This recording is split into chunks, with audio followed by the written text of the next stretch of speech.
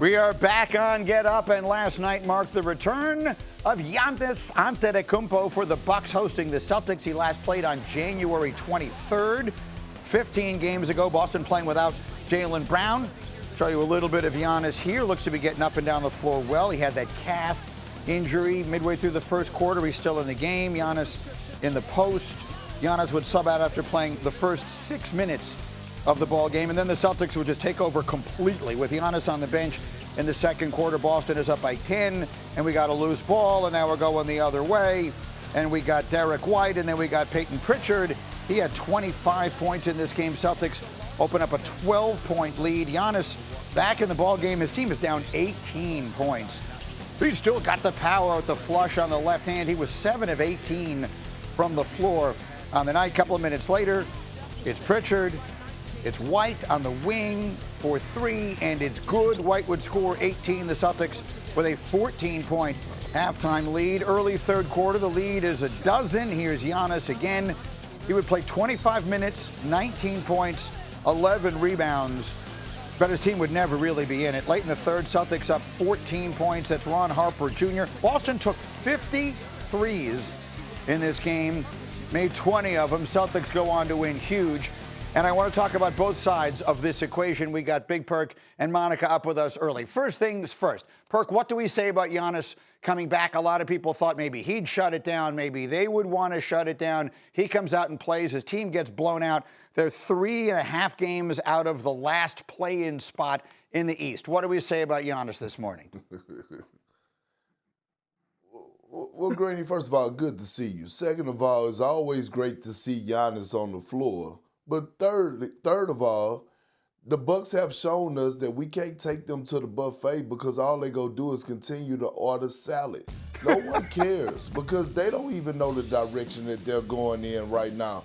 Yes, Giannis on the floor, he's always going to be dominant, but let's be honest, this roster that they have around Giannis is not going to do anything. They're not going to make any real noise. Could they slide into the play-in tournament? Possibly so. I don't see them getting in. For the simple fact, when you look at the teams that are fighting in the play-in tournament, the bottom half of that for the playoff spot in the Eastern Conference, those teams are starting to thrive, and those teams are building and actually trying to go win and establish themselves. And I like them better. The Hornets, the Hawks, the Heat, like all of those teams are going to continue to stay in those spots.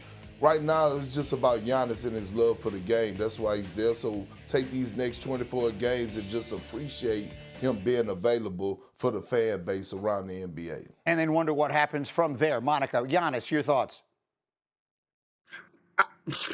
Why would you come back was my thought, especially if you're going to leave this organization. Now, perhaps, and everything we've heard Right. in the course of the trade deadline and all the noise was that Giannis is very mindful of his legacy. So, yes, I agree with Perk. He loves the game. He relishes in the opportunity to play. Perhaps there is more of a relationship there in terms of showing what he's still capable of doing, although everybody knows who Giannis Antetokounmpo is in the league. And maybe the Bucks will try to fix this roster in this offseason to convince him to stay. But we all know that he's the kingpin that the Lakers, whoever else, everybody's going to be looking at this summer. Okay, so that's the Milwaukee side of this. I want to talk to you about the Boston side of it. They won their 41st game last night of the season. That's significant because their preseason win total at DraftKings Sportsbook was 40.5. That's what the world expected them to be without Jason Tatum. You know who didn't expect that? Was Jaylen Brown, which is the reason, Big Perk, I'm on here saying and fighting anyone who will listen to me that Jaylen Brown is the MVP of the league this year. What do you say?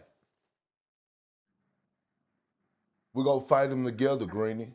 He's the best two-way player in the game right now. He's the only player in the league that's top 5 in offense because he's top in the league, top 5 in scoring, and he's top 5 defensively when it comes to opponent field goal percentage. And when you look at this Celtics squad, they are the most dangerous team in the NBA. Why do I say that? Number one, they have the most championship experience, in the Eastern Conference. Number two, they also have a coach in Coach Mazzulla who's up for Coach of the Year.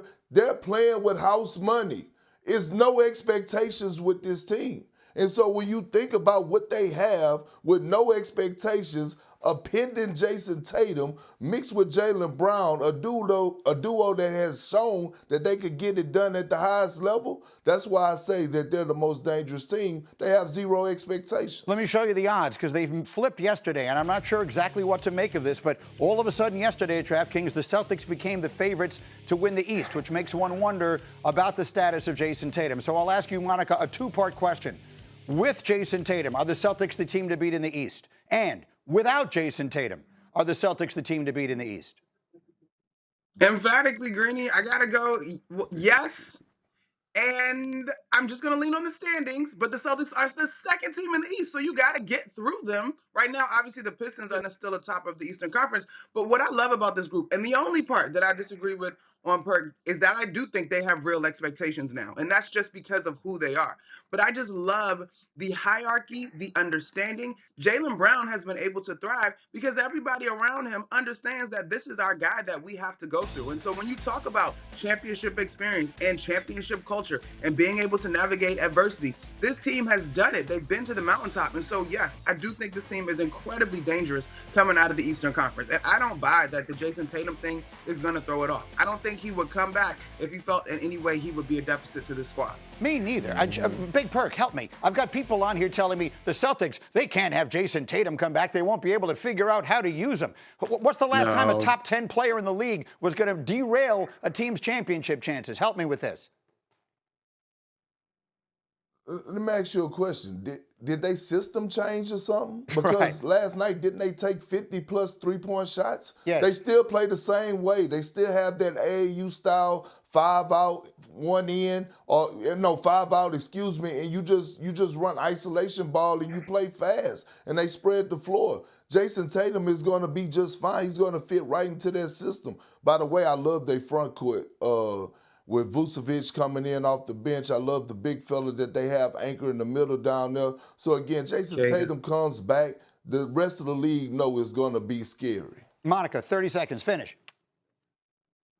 I just think that when we look at the Eastern Conference, those top 4 teams, with Cleveland and the Knicks sort of being inconsistent, if you will, Cleveland is finding its way. They've been more consistent than the Knicks. The experience could be the differentiating factor, and the Boston Celtics are the team that have that. I'm on